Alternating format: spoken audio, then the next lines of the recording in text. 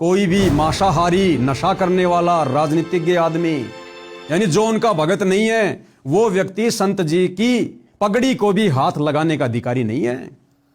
ये सतलोक आश्रम वाले अपने स्वार्थ के लिए तुम लोगों को मूर्ख बना रहे हैं, तुम्हारे कर्म फुड़वा रहे हैं। और कर्म कैसे फूटेंगे? अब जिन जिन लोगों ने संत रामपाल जी का सम्मान किया है इन कार्यक्रमों में आकर, या अपना सम्मान करवाया है, ये नाचने गाने की जो बकवादे की हैं, व्यर्थ की झूठी झूठी लंबी लंबी बातें फेंकी हैं, भैया दुर्गति के लिए तैयार हो जाओ, दुर्गति के लिए तैयार। क्योंकि संत रामपाल जी कोई सामान्य संत नहीं है, कोई आम संत नहीं है, किसी की थोती और व्यर्थ की महिमा का भूखा नहीं है। आप तमाम लोगों की दुर्गति शुरू हो चुकी है।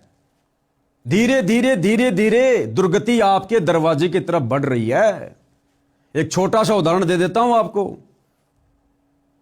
जब गांव धीरणवास में संत रामपाल जी के मान सम्मान का प्रोग्राम उनके परिवार ने आयोजित किया, दुनिया भर के लोग पहुंच गए अपनी महिमा के लिए, अपनी राजनीति चमकाने के लिए। और एक रवि आजाद नाम का कोई किसान नेता बड़ी बड़ी डींग मार गया अपनी राजनीति चमकाने के लिए। मुझे तो पता था कि क्या बनेगी इन लोगों के साथ में। ये नादान आग में हाथ दे रहे हैं उनके परिवार के पीछे चल के। बड़ी बड़ी डींग मार गया व्यर्थ की कि संत रामपाल जी भगवान आए हुए हैं, ये परमात्मा है, ये है वो है। इतनी ज्यादा भीड़ तो प्रधानमंत्री की रैली में भी नहीं आती है। यानी लंबी लंबी हाँक गया, लेकिन उनसे उपदेश नहीं लिया, उनका भगत नहीं बना।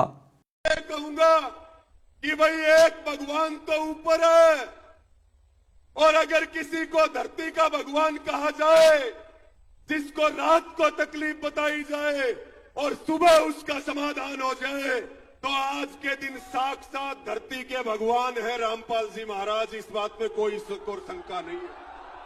अगर रवि आजाद को यह पता चल गया कि संत रामपाल जी भगवान हैं, परमात्मा है, तो भैया उनसे नाम उपदेश क्यों नहीं लिया? अरे जब यह पता चल जाए कि सामने भगवान है, कौन पीछे रहता है, इसका मतलब व्यर्थ में लंबी लंबी फेंक गया भाई। और संत रामपाल जी को यह व्यर्थ की थोती महिमा जगत वालों से सुनना पसंद नहीं है। और उसके कुछ ही दिन बाद में क्या हुआ? आज वो रवि आजाद जेल की हवा खा रहा है लड़की को छेड़ने के मामले में। अब छेड़ी या नहीं छेड़ी ये मुझे नहीं पता, ये अलग विषय, मैं इसमें जाना भी नहीं चाहता। लेकिन ये कोई योग, कोई संयोग नहीं है, ये परिणाम है इस बात का कि यदि आप जी संत रामपाल जी की व्यर्थ की महिमा उनके भगत ना होने के बावजूद अपनी राजनीति चमकाने के लिए करोगे, तो आपकी भी ऐसे दुर्गति होगी। एक पत्रकार था, उसको पैसों में खरीद रखा है, 10-15 हजार रुपये महीने के दे देते हैं घर चलाने के लिए। उसको अपने साथ में कर लिया इन आश्रम वालों ने कि भैया हम जहां भी जाते हैं मकान बनाने, मोटर पाइप देने, तो अपने सोशल मीडिया पेज पर डालते रहे, हमारी मार्केटिंग होती रहेगी। नाम उसने लिया नहीं, भगत वो बना नहीं, और पैसों के चक्करों में झूठी महिमा करने में लगा रहा। एक्सीडेंट हुआ भाई का, पांसली टूट गई, पांसली रो रो के वीडियो बना रहा है और अभी भी नहीं सुधर रहा। अरे या तो उपदेश लेके भक्ति करनी शुरू कर दे, और भक्ति इन सतलोक आश्रमों से नाम लेकर शुरू नहीं होगी। वर्तमान में अगर किसी ने संत रामपाल जी से उपदेश लेकर भक्ति करनी है तो एक ही तरीका है, जब तक संत रामपाल जी सार जेल से बाहर नहीं आ जाते हैं तब तक भैया उनके सत्संग सुनना शुरू कर दे। रोजाना सुबह शाम जैसे भी समय निकालकर 1-1.5 घंटा सत्संग सुन मोबाइल में। उनकी ज्ञान गंगा पुस्तक पढ़, ज्ञान गंगा पुस्तक की शुरुआत में 21 सूत्रीय नियम है, उनका पालन कर। मांस खाना, शराब पीना, नशा करना, व्यर्थ की सामाजिक परंपराओं में आना जाना, ये झूठी राजनीति करना, ये सब त्यागना होगा, सब। और जब संत रामपाल जी जेल से बाहर आ जाएं उसके बाद उनसे उपदेश लेके अपनी भक्ति शुरू कर। और यदि फालतू में उनके परिवार के पीछे लगे रहोगे, अपनी राजनीति चमकाने के चक्कर में व्यर्थ की डींग मारोगे, तो भैया दुर्गति होगी, दुर्गति। तो संभल जाना, सुधर जाना। बाकी जितने भी 4-5 जो कार्यक्रम बड़े बड़े हुए हैं, जो बड़े बड़े नेता लोग आए, बड़े बड़े सरपंच आए, मुखिया आए, भैया दुर्गति शुरू हो जाएगी तुम्हारी। एक ही तरीका है, या तो आज ही से संत रामपाल जी के परिवार का साथ छोड़ने का संकल्प ले लो। इन सतलोक आश्रमों की तरफ जब तक संत रामपाल जी जेल से बाहर नहीं आ जाएं, पीठ करके भी मत सोना, पीठ करके भी। और उनके सत्संग सुनना शुरू कर दो। ये गंदी राजनीति छोड़ दो, ये नशा छोड़ दो, मांस खाना, शराब पीना।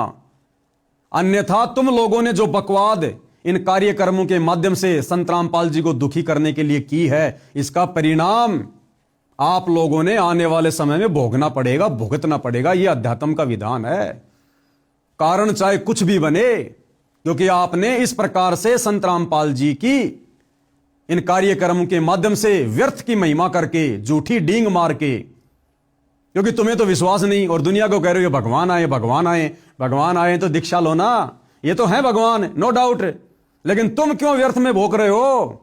तो या तो उपदेश लेकर, यानी ये गंदे काम छोड़कर, नशा वगैरह छोड़कर, और संत रामपाल जी के सत्संग सुनना शुरू कर दो, बकवादों से पीछे हट जाओ और माफी मांग लो कान पकड़कर अपने घर पर संत रामपाल जी से कि हे संत जी, हमें नहीं पता था, हम तो आपके परिवार के चक्कर में, झूठी मान बढ़ाई के चक्कर में आ गए, हमें बख्शो, आगे से हम आपके परिवार से 20 कोस दूर रहेंगे। तो भैया तुम्हारा बचाव हो सकता है, नहीं तो देख लेना, मैं पवन दास गारंटी दे रहा हूं। अगर तुम लोगों ने संत रामपाल जी के सत्संग सुनना शुरू नहीं किया और अपनी गलतियों की समायाचना नहीं की, 2028 से पहले पहले तुम्हारी वो दुर्गति होगी, दुनिया याद रखेगी। ये लिख के नोट कर लेना, लिख के, क्योंकि संत रामपाल जी का परिवार है ना, ये सीधा ऊपर से यमराज के द्वारा भेजा गया है। ये काल के दूत हैं, काल के एजेंट। इनका काम केवल लोगों का सत्यानाश करवाना, लोगों की भक्ति बर्बाद करवाना है। तो भैया 10 कदम पीछे हटा लो अगर अपनी सदगति चाहते हो तो, अन्यथा दुर्गति के फार्म तो तुम लोग भर चुके हो इन मान सम्मान के कार्यक्रमों में ढींग मारकर।